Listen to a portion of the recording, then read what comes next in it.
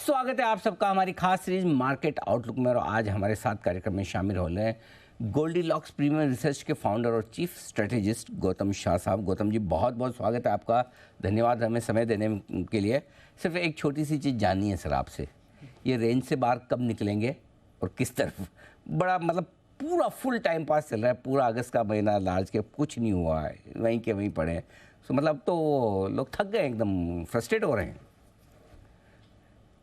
Good morning Singhvi जी। देखिए, कोई भी मार्केट में अगर नया आता है तो उसे यही सिखाया जाता है कि मार्केट निफ्टी है। हमने भी कुछ साल पहले यही सीखा था। राइट। बट अभी जिस तरह से पिछले 3-4 महीने का मार्केट रहा है, मार्केट निफ्टी नहीं है। आई थिंक ये बहुत क्लियर है। जिस तरह की स्ट्रेंथ हमने मिड कैप्स और स्मॉल कैप्स में देखी और ओवरऑल मार्केट ब्रेड जिस तरह का दिखा, I think it is quite strong. और हमें ये नहीं भूलना चाहिए कि निफ्टी 16,800 से 20,000 तक 2.5 महीने में चला था, तो वो एक काफी बड़ी और अच्छी रैली थी। ओवरबॉट हो गया था 20,000 में, काफी यूफोरिया और ऑप्टिमिज्म था और थोड़े से फंडामेंटल्स भी जस्टिफाई नहीं हो रहे थे लार्ज कैप्स में। उसके कारण हमने ये 6 हफ्तों का कंसोलिडेशन देखा। और कंसोलिडेशन देखिए दो तरह की होती है, एक तो मार्केट गिर के कंसोलिडेट करे या फिर मार्केट साइडवेज होकर कंसोलिडेट करे। और पिछले 6 हफ्तों में हमने जो देखा कि मार्केट साइडवेज होकर कंसोलिडेट किया, क्योंकि हमने 25% रिट्रेसमेंट भी नहीं देखा रैली का। सो निफ्टी एब्सोल्युटली मीनिंगलेस है। हमारा तो फोकस है ही नहीं। कई बार तो हमें मालूम ही नहीं होता है कि निफ्टी डेली बेसिस पे क्या है, क्योंकि स्टॉक्स में अच्छी अच्छी स्ट्रेंथ है। और इसी एनवायरनमेंट में मिड कैप इंडेक्स और small cap index daily basis पे नए हाईज मार रहे हैं। और क्वालिटी स्टॉक्स, ये भी नहीं कि ग्रेड सी और ग्रेड डी के स्टॉक्स चल रहे हैं। तो अब क्योंकि सितंबर का महीना आ गया है, स्क्रीन अच्छी लग रही है, पार्टिसिपेशन वापस आ गया है, मुझे लग रहा है कि अगले एक हफ्ते में हम ब्रेकआउट कर जाएंगे 19,600 के ऊपर। और एक बार वो ब्रेकआउट होता है तो 20,000 और 20,400 तक धीरे धीरे हम जाएंगे। बट मैं वापस वही पॉइंट कह रहा हूं कि ये इंडेक्स के बारे में नहीं है। इंडेक्स डेफिनेटली चलेगा, ज्यादा डाउनसाइड नहीं है। बट स्टॉक्स और थीम्स में फोकस रखिए, वहां पर बड़ी अपॉर्चुनिटी है और यहाँ से भी अच्छी तो मिड कैप स्मॉल कैप शेयरों में, स्टॉक्स में, सेक्टर्स में एक्शन ज़्यादा है, लेकिन ये सब मिलकर निफ्टी को ऊपर उठा लेंगे, ऐसा गौतम जी का मानना है। कि हफ्ते 10 दिन की बात है, आप 19,600 के ऊपर जो ब्रेकआउट देखेंगे वो 20,000 20,400 तक ले जाएंगे। एक और चीज़ सर पूछना चाहता हूँ, भले कुछ भी हो, इंडेक्स पे थोड़ा तो पूछना बनता है। और दूसरा इंडेक्स है बैंक निफ्टी का, जो थोड़ा सेंटिमेंट के लिहाज से, मूड के लिहाज से ज़्यादा इंपॉर्टेंट है। दोनों में से लीडरशिप कहाँ से आएगी, निफ्टी से या बैंक निफ्टी से तेजी की तरफ? देखिए, लीडरशिप तो थोड़ी सी निफ्टी में ही आएगी, क्योंकि बैंक निफ्टी तो काफी बड़े तरीके से अंडर परफॉर्म कर रहा है।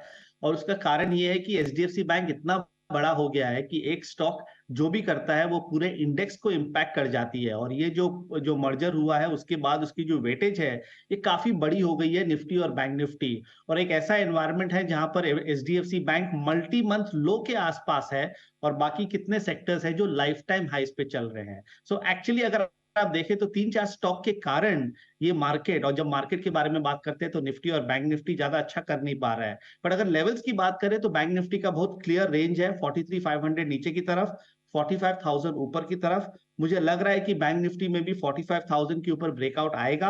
और अगर वो आता है तो 47,500 तक वो इंडेक्स जा सकता है। बट अगर पैसा आसानी से बन रहा है तो अब हम उसको डिफिकल्ट क्यों करें? तो इसीलिए मेरा ये मानना है कि निफ्टी और बैंक निफ्टी और उसके स्टॉक्स से दूर रह के दूसरे सेक्टर्स में रहिए, वहां ज्यादा बड़ी अपॉर्चुनिटी है। ओके, तो ये है आपके लिए पूरी राय बैंक निफ्टी पर। लीडरशिप निफ्टी की रहेगी, ये ज़्यादा बढ़िया। अच्छा सर, अब ग्लोबल मार्केट्स पर भी एक बार राय ली जाए। वहाँ के हालात कैसे दिख रहे हैं? कुछ अमेरिका पर आपका कोई कमेंट, साथ ही कच्चा तेल, गोल्ड वगैरह अगर आपकी ट्रैकिंग पर है तो वो भी बताएं सर। देखिए, ग्लोबल मार्केट्स इंडिया के लिए एक टेलविंड रहा है, क्योंकि अगर आप देखें तो ग्लोबल मार्केट्स काफी स्टेडी है। यूरोपियन मार्केट्स देखिए 52 वीक हाइस पे चल रहे थे। नैस्डैक का परफॉर्मेंस देखिए, एस&पी 500 की रीबाउंड देखिए, एशियन मार्केट्स में सिंगापुर और हांगकांग जैसे मार्केट का रीबाउंड देखिए। तो ये सारे फैक्टर्स इंडिया के लिए अच्छे रहे हैं। और globally I think equity markets एक स्टेडी जोन में है। तो जब ये इंडियन मार्केट्स में करेक्शन हो रहा था लास्ट मंथ, तो यही फियर था कि ग्लोबल मार्केट्स के कारण हम कोई 19,000 के नीचे और 18,500 के नीचे नहीं चले जाए। और ग्लोबल मार्केट्स ने हमें संभाला। तो मुझे कोई बड़ी तेजी भी नहीं लगती है और बड़ी मंदी भी नहीं लगती है। ग्लोबल मार्केट्स वो स्टेडी रहेंगे, रेंज में रहेंगे। और इस एनवायरनमेंट में इंडियन मार्केट ज्यादा अच्छा करनी चाहिए। बट दो और पॉइंटर्स अगर आप ग्लोबल मार्केट्स में देखें तो नाइमेक्स क्रूड में बहुत इंटरेस्टिंग कुछ हुआ है पिछले एक हफ्तों में। 84 का जो बड़ा रेजिस्टेंस है वो नाइमेक्स क्रूड में क्रॉस हो गया है और उस वहां पर ब्रेकआउट कंफर्म हो गई है और मुझे लग रहा है कि ये 94 से 95 लेवल्स तक चला जाएगा नाइमेक्स क्रूड। बट क्या ये इक्विटी मार्केट्स को इंपैक्ट करेगा? मेरा आंसर है नो। सेकेंडली, अगर आप गोल्ड और सिल्वर को देखिए, मैं जब भी आपके चैनल पे आया हूं मैंने हमेशा बुलिश व्यू दी है। मेरा अभी भी ये मानना है कि आपका 10 से 15% पोर्टफोलियो गोल्ड और सिल्वर में होना चाहिए।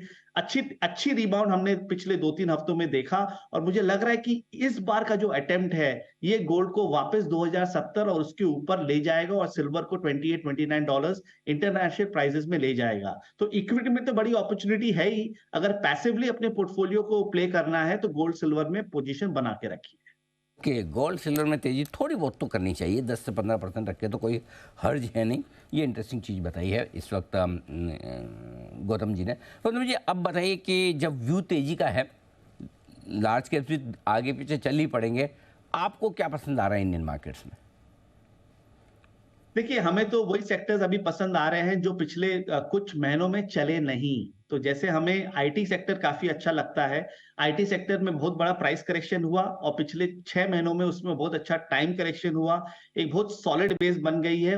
और जैसे ही आईटी इंडेक्स 31,500 के लेवल के पार निकलता है, मुझे लग रहा है इसी 2 से 3,000 पॉइंट की तेजी आएगी। सो सारे जो टॉप स्टॉक्स हैं, टीसीएस, टेक महिंद्रा, विप्रो, इन्फोसिस और सारे जो मिड कैप आईटी स्टॉक्स है, परसिस्टेंट जैसे स्टॉक्स, एलटीटीएस, सब अच्छे करने चाहिए। सो बड़ी अपॉर्चुनिटी आईटी में है। और सेकेंडली मेटल्स, मैं पिछले 1-1.5 महीना से हमारा ये कॉन्ट्रेरियन व्यू रहा है गोल्डीलॉक्स में कि मेटल्स अच्छा करेगा। अगले 3 से 6 महीने का व्यू काफी सॉलिड है।